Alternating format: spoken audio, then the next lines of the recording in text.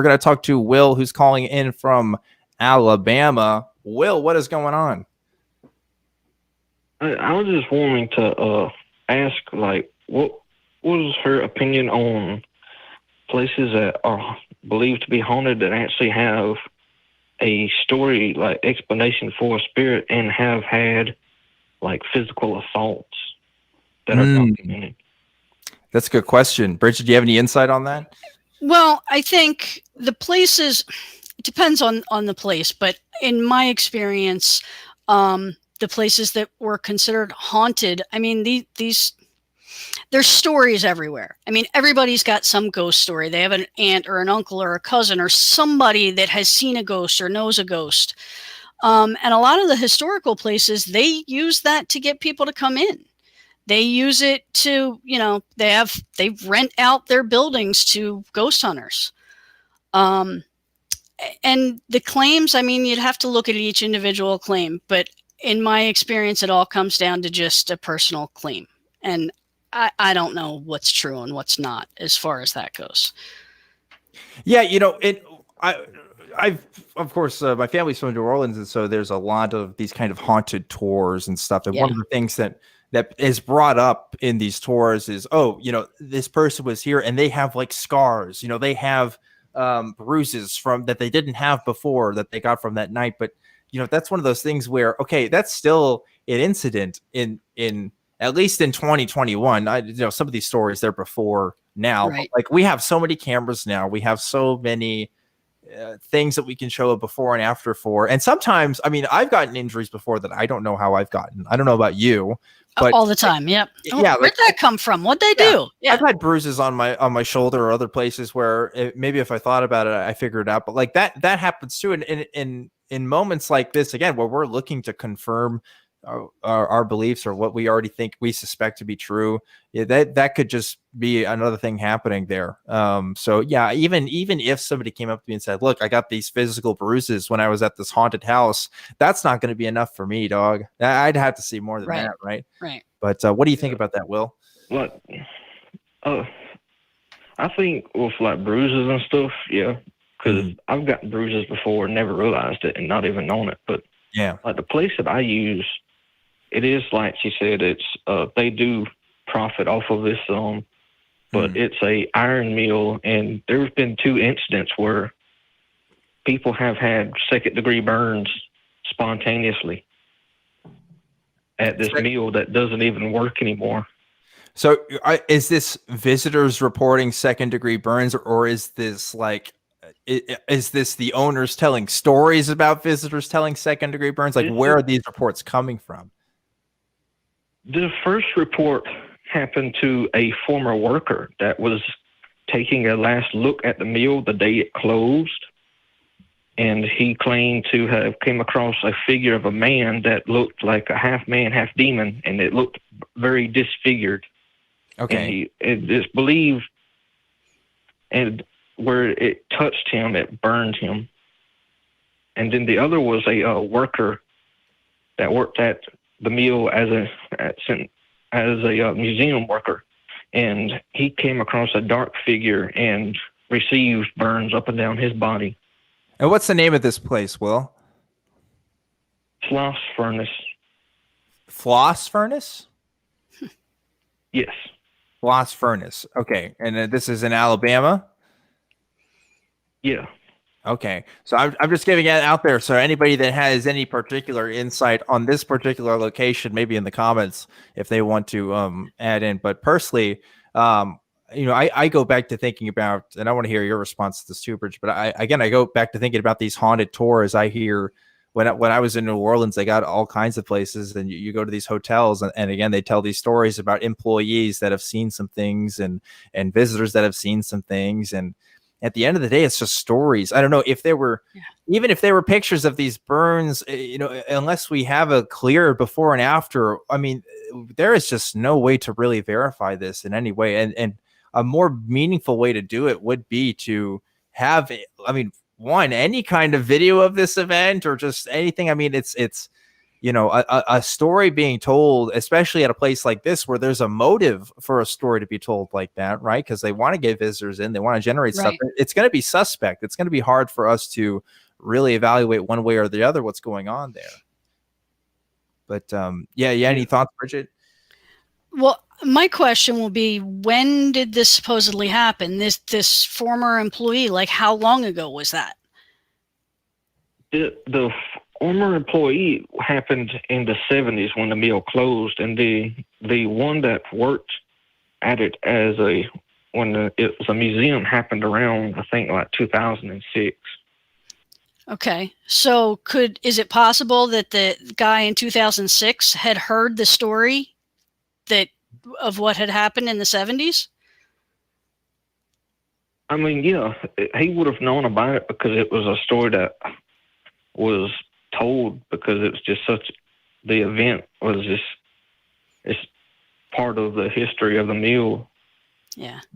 So I got the link to this place now. It's called Sloss. I was saying Floss, but it's the Sloss Furnaces historical landmark. And I'm looking at the website here. I don't see any stories off the top here about any haunted encounter. So I can't look at this firsthand, but maybe again, this might be something to look at in the comments for folks who want to look at cases on this. Yeah.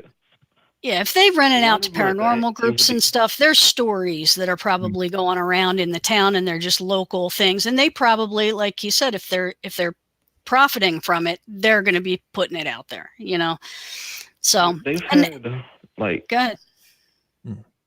Oh, I was just going to say, they've had 2 TV shows like that do paranormal hunts go there. They've had a news crew go there to do an investigation of their own there, but it all goes back to one story that happened with a ghost. They call him Slag. See, he even has a name. Yeah, it's true. A name because it was a nickname that I believe might have been given to him when he worked there, but he was a foreman that was not popular among the workers. So I got some links here. So thank you, crew, for pulling up some links about the story that we have here. So it looks like Slag is an urban legend that was told here in the 1900s. James Slag Wormwood was a foreman of the graveyard shift. Okay, and they have this story here. There was some sort of a couple of strange incidents that happened, and then there were some stories about some hauntings and some people seeing, here it is, half man, half demon, just like you were talking about. Upon examination by Dr. Jack Barlow, Blumenthal was found covered with intense burns. He died before ever returning to Sloss. I'm not seeing any outside links to this or any other kinds of outside confirmation. What I'm seeing on the site here, at least, is just the story. But I also see on the same website a different link: the Furnace Tour, face to face with Slag. Fright Furnace has created a terrifying experience that takes you into the deepest, darkest parts of Sloss Furnace. And it looks like they have a 3D maze complete with killer clowns and a spinning vortex that brings grown men to their knees, weeping with fear. So whatever the story is with this Slag person, they've obviously capitalized off this and made some sort of, amusement park out of it, which is, I mean, to me, that's going to be, if this was a real story that people were really concerned about and had thoughts and concerns about the livelihood and well-being of the family members that died, and this was all true, something tells me they would, I don't know, America's a messed up place. Maybe they would make it a music park out of it, but I don't know. Sounds to me like maybe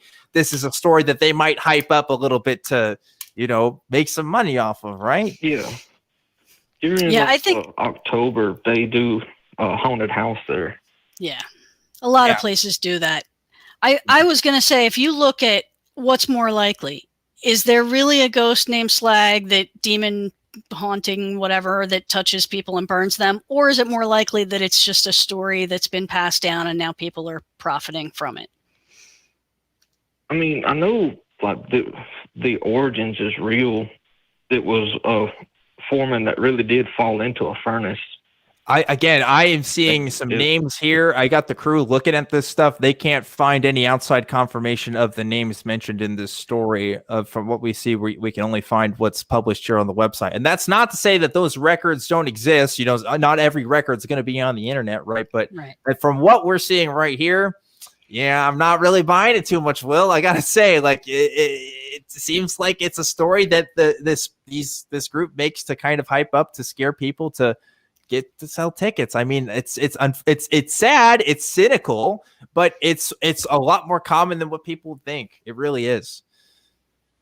Yeah, it is sad that where places where there could have been actual accidents, they hype up stuff like that for profit. Yeah.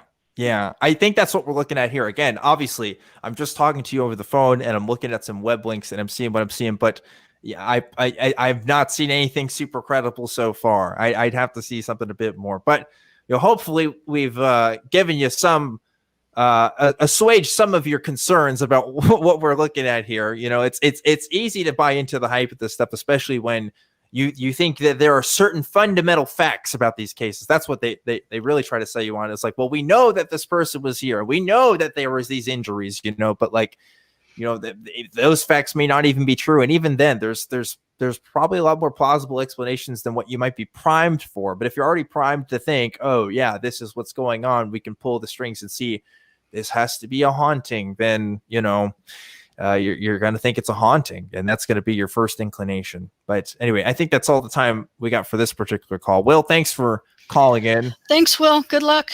Yeah. And, you know, I don't know. Watch out for slag. Watch out for slag. Yeah, this website's really interesting. Again, I'm looking at the story here, and it's just a web page with a story on it.